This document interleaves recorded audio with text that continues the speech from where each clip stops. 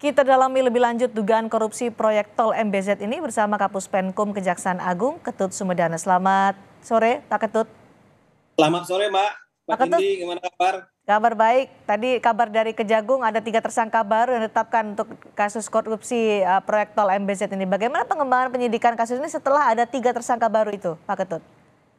Ini penyidikan akan terus berkembang ya. Ini baru tahap awal dari penetapan 3 tersangka yang sebelumnya sudah ada 1 tersangka obstruction of justice.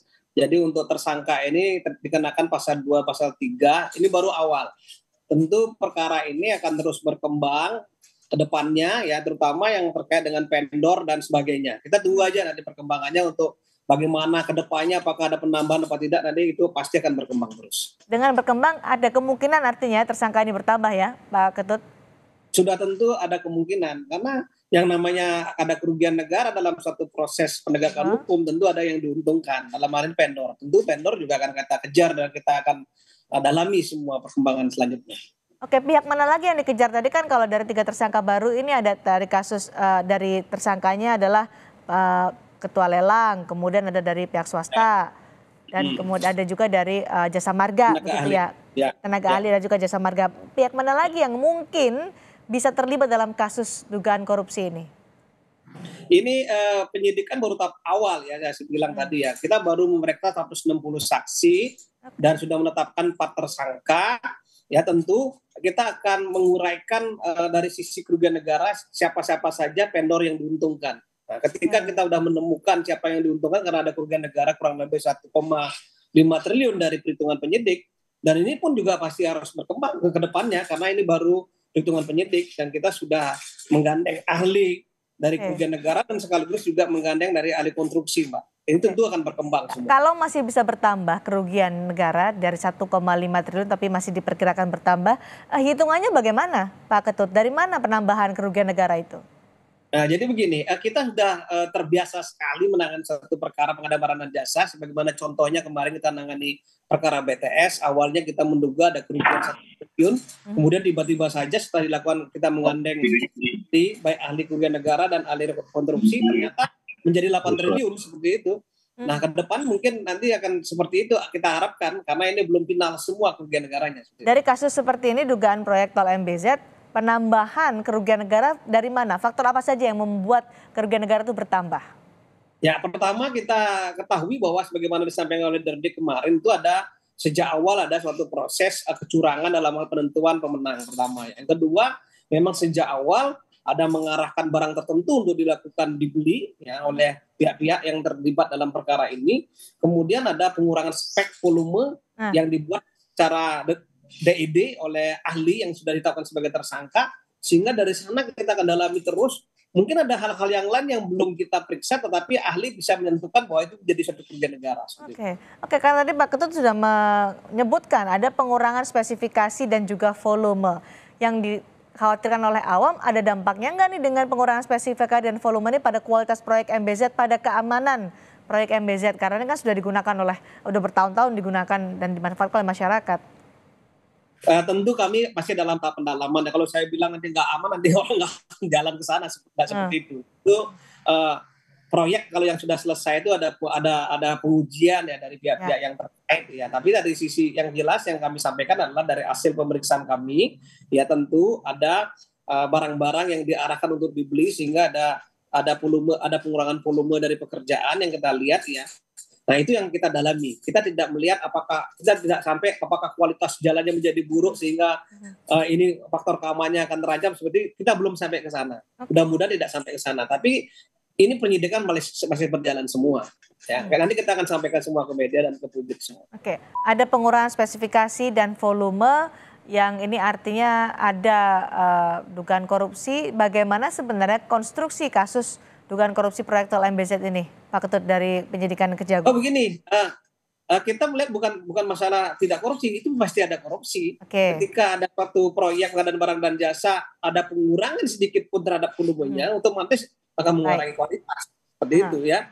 Tetapi kami tetap akan mendalami lebih jauh, ada hal-hal yang lain ya. Seperti tadi saya bilang bahwa ketika proyek BTS kita dalami, kita hanya menemukan 1 triliun awalnya, Tapi ketika dalami sepanjang proyek itu semuanya menjadi selesai, orang melibatkan ahli, menjadi kerugian 8 triliun. Nah, tentu sama dengan seperti pengadaan barang dan jasa pada proyek ini. Gitu loh. Konstruksi kasusnya seperti apa? Modus-modus apa saja yang dilakukan oleh tersangka? Ya, yang sementara dari 3 tersangka yang kita tetapkan ya awalnya ada pengaturan pemenang ya sudah tertentu itu merupakan satu perbuatan melawan hukum. Ya. Yang kedua ada spesifikasi yang secara khusus menentukan satu barang tertentu. Kemudian ada pengurangan volume, itu yang baru teman-teman penyidik ya. Mungkin ini masih perlu pendalaman terus, sehingga memang dari yang 3 hal itu kita baru menentukan 3 orang tersangka dan 1 orang dari obstruction of justice yang tidak memberikan data-data dan menghalangi merintangi proses penyidikan yang berlangsung selama ini. Nah, soal tersangka perintangan penyidikan di kasus ini apakah sudah selesai berkasnya Pak Ketut? Itu berkas sudah selesai, sekarang sudah tahap 2 ya. Kita akan tunggu di persidangannya mungkin dalam waktu 20 hari ke depan atau 14 hari ke depan ini kita sudah limpahkan perkaranya di pengadilan. Kita tunggu aja, nanti itu mungkin akan membuka hal yang lebih jauh lagi. Seperti kasus BTS ini ketika kita sudah limpahkan, jadi terbuka dan menambah terus tersangkanya kan. Bahkan kemarin kita sudah menentukan juga 3 tersangka di kasus BTS. Ini akan berkembang terus, kita tunggu aja ke depan. Jadi siapa-siapa lagi yang akan dipanggil oleh Kejaksaan Agung untuk membuat kasus ini terang benderang? Kita sudah memanggil 160 orang saksi. Ya. Tentu kita akan mendalami terus ya, terutama yang terkait dengan tadi kerugian negara. Karena kerugian negara ini kan harus terang dan menderang kemana alirannya ini kita akan dalami semua. Dan dalam bentuk mungkin tidak hanya pasal 2, pasal 3 yang kita terapkan. Bisa juga pasal 345 di Undang-Undang TPPU. Pencucian uang. Kita lihat ke depannya. Untuk menentukan siapa saja pihak-pihak yang diuntungkan, Kejagung akan melibatkan siapa saja, Pak Ketut? Kalau kita masih pasal 2, pasal 3, tentu vendor sudah pasti kita panggil dan dia sebagai orang yang paling bertanggung jawab. Karena ketika ada suatu kerugian tentu ada yang diuntungkan dalam perkara ini. Gitu. Karena ketika nanti kita menentukan pasal lain seperti TPPU, pasal 345 Undang-Undang TPPU, tentu kita akan menggandeng pihak-pihak seperti perbankan, PPATK, kita akan gandeng semua untuk menuntaskan perkara ini. Menuntaskan perkara ini. Kira-kira dalam waktu dekat siapa yang akan dipanggil? Karena ini kan besar sekali nilainya, dari 13,5 triliun rupiah untuk anggaran kasus ini. Nilai kerugian negara 1,5 triliun, bisa dibilang ini hampir 10%-nya ya Pak Ketut untuk kerugian negara dalam kasus ini? Ya, bisa dibilang seperti itu ya. Tentu kita setiap hari akan kita rilis siapa saja yang dipanggil. Ya, ini tidak berhenti sampai di sini. Dan kita berharap ini akan tuntas semuanya, dan paling terpenting bagaimana ke depan kerugian negaranya bisa kita pulihkan seperti itu, Pak. Kerugian negara bisa dipulihkan, itu target dari Kejaksaan Agung gitu ya? Ya, karena itu tujuan daripada korupsi tidak sekedar memenjarakan, bagaimana uang yang dikorupsi ini bisa dikembalikan, dan yang paling terpenting kita sudah mendapatkan nilai real kerugian negara dari teman-teman BPK atau BPKP yang membantu kita dalam proses penghitungan kerugian negara. Siapa yang bertanggung jawab atau siapa yang bisa dikejar untuk bisa mengembalikan kerugian negara 1,5 triliun ini dalam proses penyidikan selanjutnya, Pak Ketut? Tentu begini, tadi saya bilang ya, ketika kita menerapkan pasal 2 dan pasal 3 terhadap Undang-Undang Tindak Pidana Korupsi dalam satu kasus, pasti ada orang-orang yang diuntungkan, dalam ini vendor atau pihak swasta. Ya. Nah, dari pihak swasta ini karena kita kembangkan kemana saja dibawa uang ini sampai sekian besar gitu loh. Seperti kasusnya. Follow the money ya? Ya, follow the money, follow the asset, kita akan kembangkan terus, termasuk follow the suspect seperti itu. Kerjasama dengan Jasa Marga bagaimana Pak Ketut untuk mengungkap kasus ini? Ya tentu semua pihak yang bertanggung jawab yang terlibat dalam kasus ini kita akan panggil, kita akan klarifikasi dalam rangka membuat terang kasus ini ke depannya di persidangan.